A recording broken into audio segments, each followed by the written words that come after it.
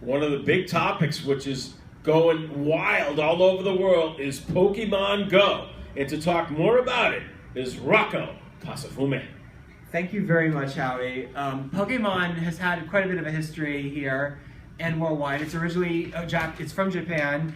It was invented as a Game Boy game by Satoshi Tajiri, who is from a company known as Game Freak. He's from the autistic spectrum. He's Asperger's syndrome like myself, and he created this game in the early 90s for a way to have people playing on the portable Nintendo devices. Back then it was the Game Boy, the original one.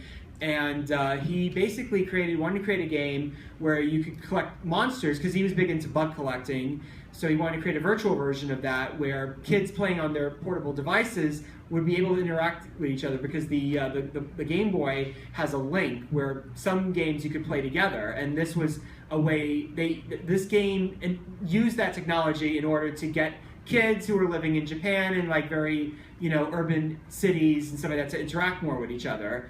So, since then, Pokemon has become very, very huge, not only as a video game series, but also as a cartoon, and as trading card games, and a whole bunch of things. It is a $4 billion property in Japan that's going strong today with the new Nintendo portable consoles and the new cartoons. So, and to segue into the current thing, what happened is that Nintendo hasn't been doing that well the last couple of years. The last home console failed, the Wii U. And the 3DS, their latest portable console, has been the only thing that's been keeping the company afloat. So they decided to divest their business interest into the mobile gaming world. So basically, they had a company in America develop this technology, which is an incredible technology, I should add, that allows you to use the cameras on your smartphone, like the one that we use to film our program every week. And basically, they use the cameras of the smartphone, and you can use CGI images to pop up on the phone as if it was really there on your phone. It's like virtual reality through your smartphone. So basically, you play this game, which is Pokemon Go, and you basically catch all the Pokemon like you would in the Nintendo portable video games. And basically, the object is, to catch all of them. But you see it through your phone, and it looks like there's this virtual reality that's happening in your smartphone. There's people in my town, in Long Beach alone, that are playing this game. I have friends that play the games, and they've told me that there are people literally on the boardwalk playing this game. And it's literally like nothing I've ever seen before. The technology in this is really, really fascinating. Of course, that technology and fascination comes with a few perks and hazards. The hazards particularly are that, people are already distracted being on their smartphones. So, if you're not focused, then you can distract yourself and bad things could happen. There's also the problem with the fact that people are wandering around with this device in order to find Pokemon. And sometimes it's in areas that are not always like the best places to be at, like, abandoned, buildings and things like that, or sometimes in the middle of crowded streets. Like there was an incident with a teenager who got hit by a car trying to cross the street and find Pokemon on a highway. So there is a little bit of an issue with this potentially as a safety hazard, especially if you have young children. So I would recommend any parent out there to be very, very discreet before allowing their child to play this. And if you're an adult, please be discreet. You're an adult, you have to be responsible even when you're playing a game.